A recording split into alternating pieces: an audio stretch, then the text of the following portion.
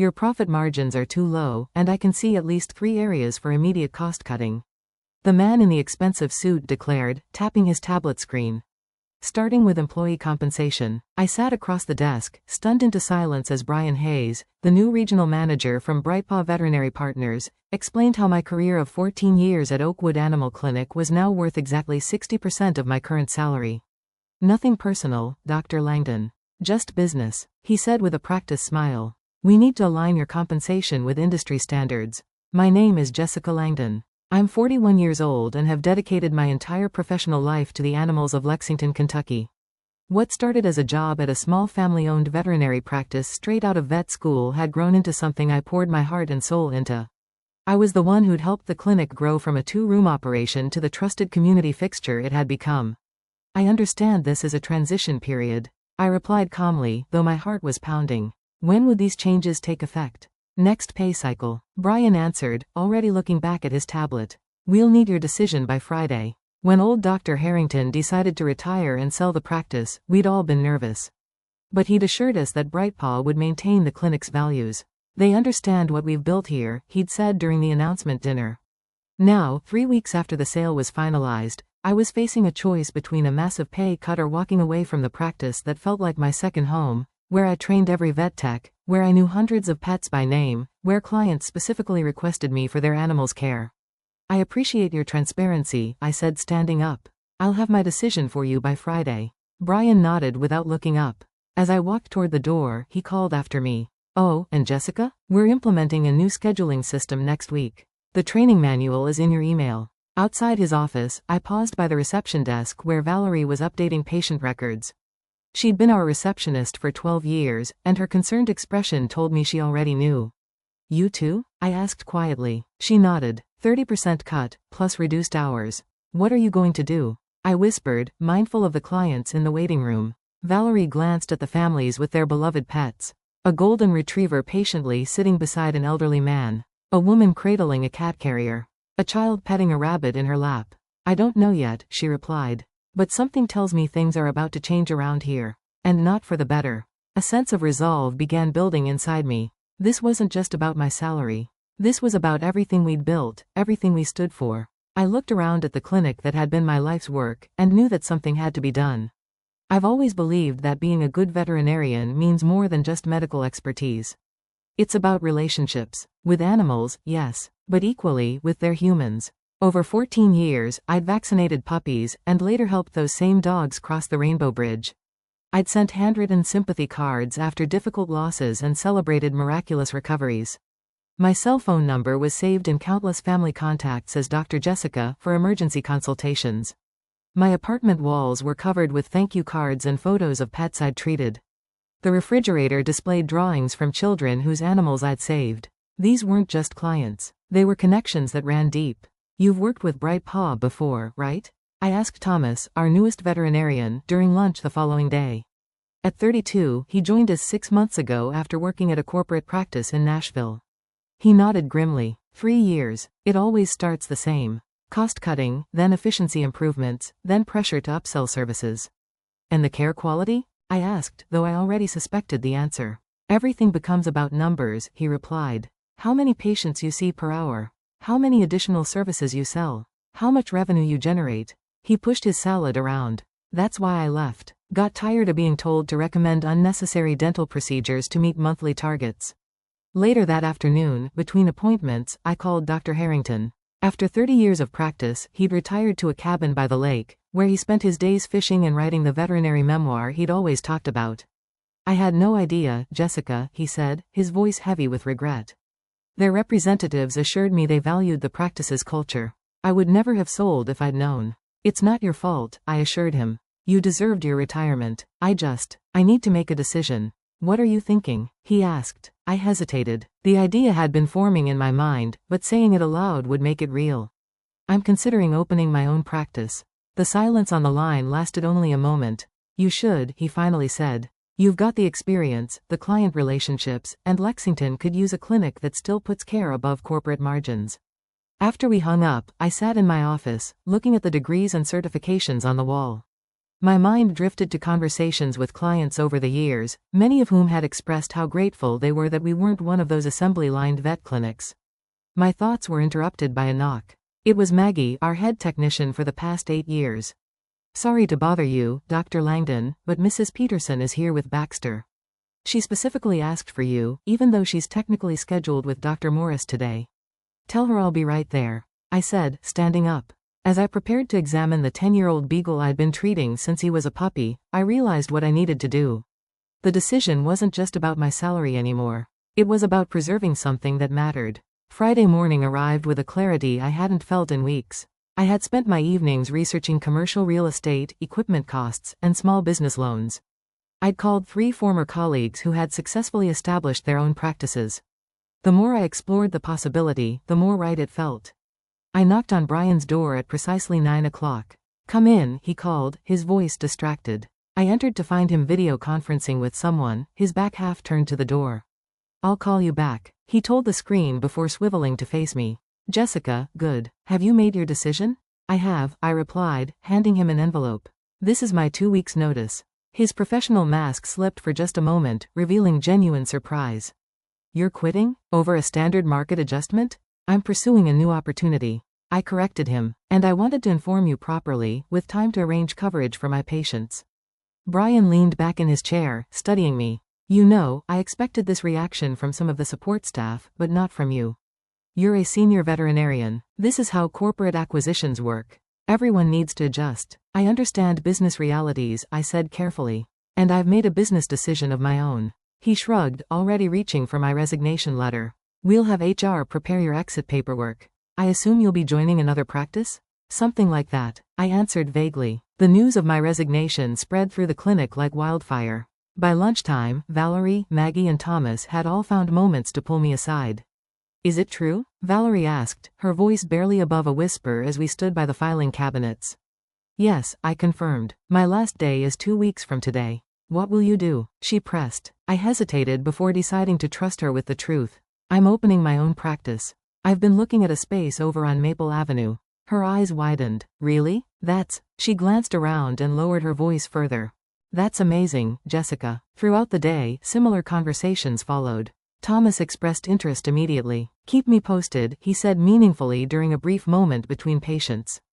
That evening, I sat at my kitchen table with a legal pad, making lists and plans. My phone buzzed with a text from Maggie. "Whatever you're planning, count me in." It wasn't until my 3rd cup of tea that the severity of what happened earlier hit me. As I was leaving for the day, Mrs. Davidson had stopped me in the parking lot. Her Maine Coon, Oliver, had been my patient since she adopted him 6 years ago. "I overheard one of the texts saying you're leaving," she said, genuine distress in her voice. "Is it true?" When I confirmed it, her response was immediate. "Where are you going?" "Because Oliver and I will follow you there." That simple declaration of loyalty made me realize something I hadn't fully appreciated before. I wasn't just a veterinarian to these people and their pets. I was their veterinarian, and that bond meant something. Something Brightpaw had severely undervalued. Staring at my notes, I felt a renewed sense of purpose. This wasn't just about refusing an unfair pay cut anymore. This was about creating something better. A practice that would honor the trust these families had placed in me. The next 2 weeks were the longest of my career. I maintained absolute professionalism, treating each animal with the same care I always had. But an undercurrent of tension ran through every interaction with management. Brian had taken to hovering during my appointments, clipboard in hand, making notes about efficiency opportunities. He scheduled an exit interview for my final day, and emailed daily reminders about my continuing obligation to non-solicitation of clients and employees. A clause that, upon review with a lawyer friend, turned out to be largely unenforceable in Kentucky. What Brian didn't know was that I'd already signed a lease on a storefront just 7 minutes across town. The space had previously been a pediatrician's office, meaning much of the necessary infrastructure was already in place. I'd secured financing through a local bank where I'd been a customer for over a decade. And equipment suppliers I'd worked with for years offered favorable terms for the new practice. "We value relationships too," my medical supplier representative told me during a discreet lunch meeting. "And frankly, we've seen what happens to quality when Brightpaw takes over. We're happy to support independent practices." In the clinic, I maintained a careful silence about my plans. But word was spreading regardless. Clients would ask pointed questions during appointments. So, where exactly will your new practice be located? Mrs. Thompson asked while I examined her terrier's ear infection. I haven't finalized anything yet, I replied carefully, aware of the microphone on the computer system that had been installed the previous week as part of BrightPaw's quality assurance program. She lowered her voice. Well, when you do, please let me know. Max won't see anyone else. These conversations happen daily, and each one strengthened my resolve. I wasn't just making a career move. I was preserving a standard of care that mattered to the community. On Wednesday of my final week, Brian called me into his office again. His demeanor had changed, the corporate confidence replaced by barely concealed irritation. Several clients have been asking about your future plans. He said without preamble, I need to remind you of your contractual obligations. I'm aware of my obligations, I replied calmly, and I've been clear with everyone that I don't have concrete plans to announce. He tapped his pen against the desk. We've invested considerably in acquiring this practice, Dr. Langdon. BrightPaw won't look kindly on any attempts to undermine that investment. I understand, I said. Is there anything else? He studied me for a moment. We're prepared to reconsider your compensation package. Perhaps we were too aggressive with the initial adjustment. The offer caught me off guard. It was the first sign that perhaps BrightPaw was recognizing their miscalculation. But it was too late. The lease was signed, equipment ordered, and my vision for Riverbank Animal Hospital was already taking shape. I appreciate that, Brian. But my decision is made. Later that afternoon, Valerie slipped a folded note onto my desk. Inside was a list of 20 client names with a simple message. These people called today specifically asking about you. At the bottom, she'd added, when you're ready to hire a receptionist, call me first. That evening, I met Thomas and Maggie at a coffee shop several miles from the clinic, far enough to avoid running into anyone from BrightPaw. Over lattes, I finally shared my plans in detail. I've secured a location on Riverbank Drive, I told them. It'll be called Riverbank Animal Hospital, opening in about 6 weeks if everything goes according to schedule. 6 weeks, Maggie repeated, her expression thoughtful. My reduction in hours takes effect in 3. Interesting timing. Thomas leaned forward. What's your staffing plan? I need a veterinarian who shares my philosophy of care, I said, meeting his gaze directly. And an experienced lead technician. Their smiles told me everything I needed to know. By the time we left the coffee shop, my new practice had unofficially gained its first team members. The pieces were falling into place. But I had no idea that BrightPaw was about to force my hand in a way I never anticipated. My second to last day at Oakwood began with an unwelcome surprise. Posted on the breakroom bulletin board was a new fee schedule, effective immediately, with price increases averaging 30% across all services. Basic vaccinations that had cost $45 were now $65. Dental cleanings jumped from $300 to $420 filers. More disturbing were the new care packages highlighted in bold, bundled services that included tests rarely needed for healthy animals. The comprehensive wellness package included 3 separate screens that most pets simply didn't require at routine visits. They're not even trying to hide it anymore, whispered Jenna, a young vet tech who had joined us just before the acquisition. Dr. Morris already told me we need to recommend the premium package to every client today. My stomach tightened. This wasn't just corporate streamlining anymore. This was exploitative. When Mrs. Whitaker brought in her elderly cat, Chairman Meow, for his arthritis check, I found myself in an impossible position. The new protocols required me to recommend a full senior panel costing nearly $500, despite having run the same tests just 2 months earlier. Is this really necessary so soon? Mrs. Whitaker asked, her concern evident. Living on a fixed income, she budgeted carefully for her cat's care. The new owners have implemented standard protocols, I explained carefully. But in my professional opinion, given Chairman's recent normal results, we could wait another 4 months for these particular tests. She looked relieved, but my compromise was short-lived. Brian had apparently been monitoring the appointment through the new electronic system. He entered the exam room before I could complete the visit. Mrs. Whitaker, I'm Brian Hayes, Regional Manager. He introduced himself with a practiced smile. I couldn't help noticing that we haven't scheduled Chairman's senior wellness package today. What followed was a masterclass in pressure tactics. Subtle implications that skipping these tests was neglectful. Mentions of catching problems early.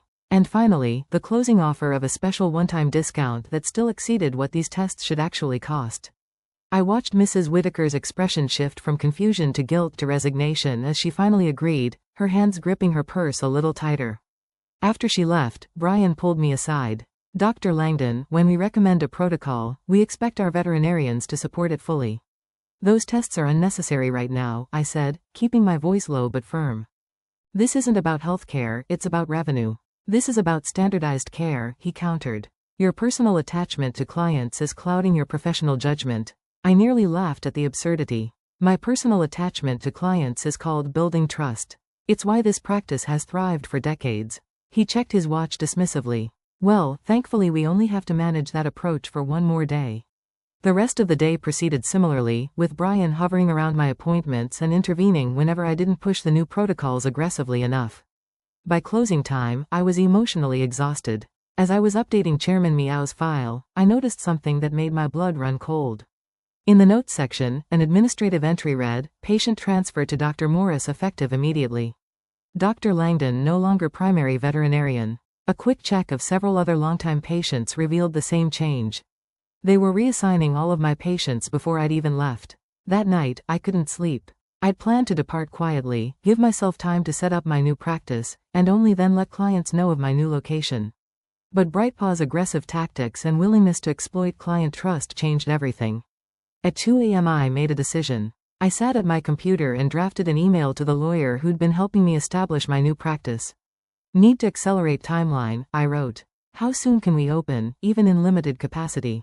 Her response came surprisingly quickly. With temporary equipment rental and creative scheduling? Potentially 2 weeks. Call me in the morning. I closed my laptop, finally able to relax enough to sleep. Tomorrow would be my last day at Oakwood Animal Clinic, and it wasn't going to go the way Brian Hayes expected. My final day arrived with a sense of both ending and beginning. I'd spent the early morning hours preparing, making calls, and setting things in motion. Now, as I parked in my usual spot for the last time, I felt strangely calm. The morning passed with a series of emotional goodbyes from staff members who'd become family over the years. Even some of the newer employees, who barely knew me, seemed affected by the shift in the clinic's atmosphere. The schedule looks light today, Valerie noted when I stopped by reception. Indeed, I had only 4 appointments, unusual for a Friday. Brian blocked off most of my day for transition activities, I explained. Apparently I have a lot of paperwork to complete before I leave. What neither of us said was that my regular clients had already been redistributed among the remaining veterinarians. At noon, Brian summoned me to the conference room for what he called a departure protocol meeting. I expected the usual exit interview formalities, returning keys, signing final paperwork, perhaps a cursory acknowledgement of my years of service. Instead, I found Brian seated with 2 people I'd never seen before. One was introduced as Brightpaw's regional legal counsel, the other as their human resources director. Before we process your departure, we need to address some concerns. Brian began, his tone formal. It's come to our attention that you may be planning to open a competing practice in violation of your employment terms. The legal counsel, a stern woman in her 50s, slid a document across the table. This is a cease and desist letter regarding any plans to practice veterinary medicine within a 20-mile radius of this facility for the period of 1 year. I looked at the document but didn't touch it. I don't recall signing any non-compete agreement. It's incorporated in the transition documents all employees signed when Brightpaw acquired the practice. She replied smoothly. Actually, I said, reaching into my bag, I have copies of everything I signed.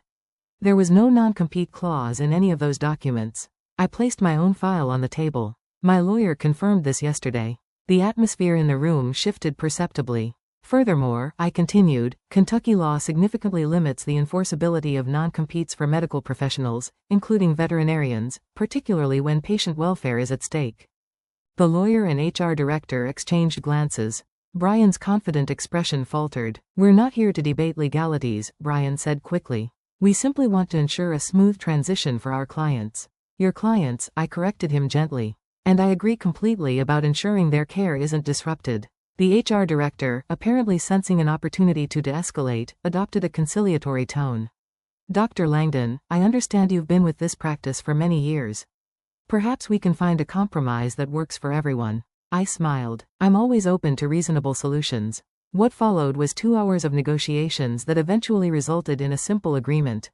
I would not actively solicit Oakwood's clients for a period of 30 days, and in exchange, Brightpaw would drop any claim to restrict my practice location or timing.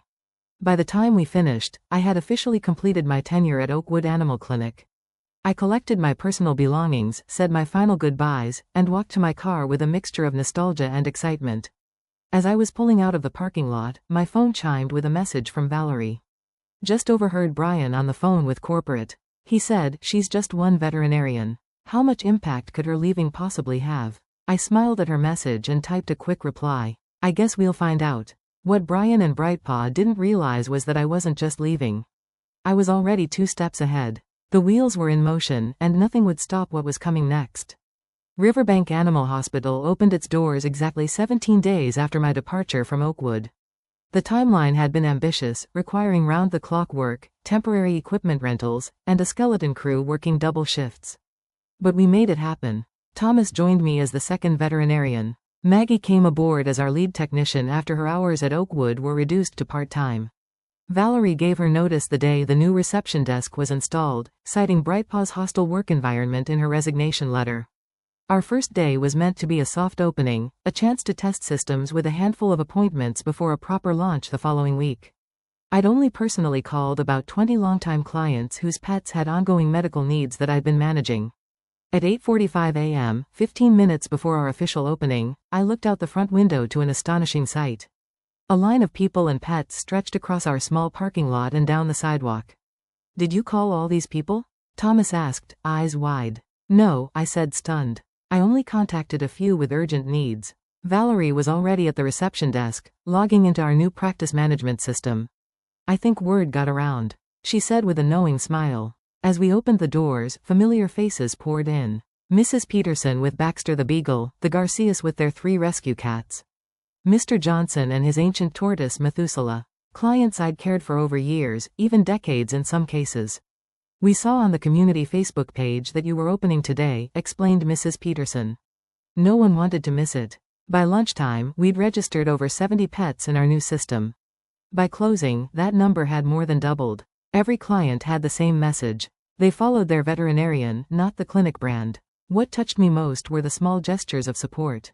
Clients brought homemade cookies, congratulation cards, and small gifts for the new practice. One family even arrived with pizza for the staff lunch. That evening, as we finally closed the doors after an exhausting but exhilarating day, I received a text from a former colleague still working at Oakwood. Emergency meeting called for tomorrow morning. Apparently the schedule is suddenly empty.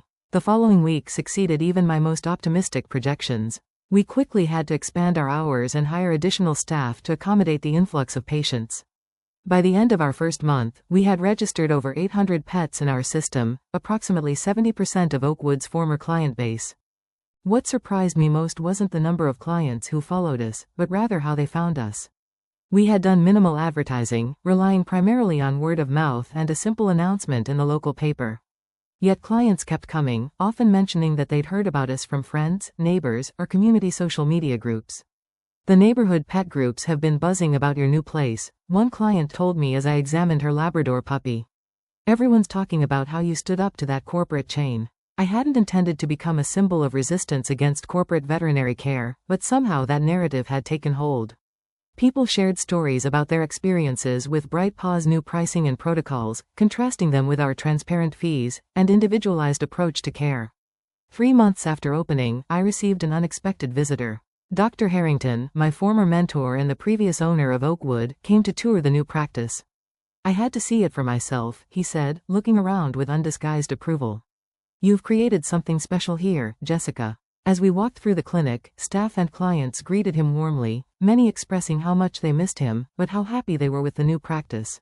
I made a mistake selling to Brightpaw, he admitted quietly as we finished the tour. I should have approached you first. Everything worked out as it should, I assured him. Later that day I received an email that brought everything full circle. It was from Brian Hayes, requesting a meeting to discuss the veterinary landscape in Lexington. I smiled as I typed my response. I'm available next Tuesday at 2:00 p.m. Nothing personal, just business. Looking around at the thriving practice we'd built, filled with wagging tails, purring patients and the team I trusted, I realized that sometimes the best revenge isn't just success, but creating the place you were always meant to be.